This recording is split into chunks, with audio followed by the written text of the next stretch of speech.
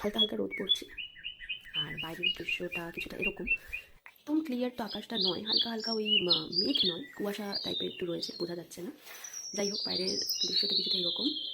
আর আমি বানাচ্ছি হচ্ছে একটুখানি গাজর নিয়ে নিয়েছি, কারণ শীতে সমস্ত সবজি দিয়ে যে কোনো কিছু খেতে ভীষণ ভালো লাগে এই সময়টা। আমি বানাবো চিড়ের পোলাও। তো আমি সেটাই প্রিপারেশনটা করছি। এর মধ্যে একটুখানি বিনস দিয়ে দিয়েছি গাজর, কয়েকটা মটরশুঁটি দিয়েছি, আর দেবো একটা আলু। চিড়ের পোলাওতে আলু ছাড়া একদম ভালো লাগে না, তো সেটা দিয়ে নেবো। আর দেবো একটা কাঁচা লঙ্কা। এই হচ্ছে প্রিপারেশন। তো চলুন আমি প্রিপারেশনগুলো রেডি করে নিই, তারপর দেখা করছি। এর মধ্যে দিয়ে দেবো একটুখানি মৌরি,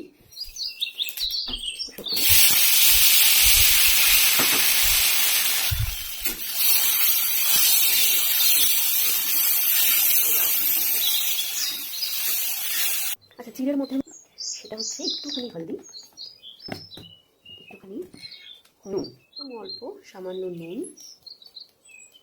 গুড়। এই গুড়টা কিন্তু অপশনাল, আপনারা যদি চিনি খান চিনি দিতে পারেন, তবে আমি গুড় দিলাম।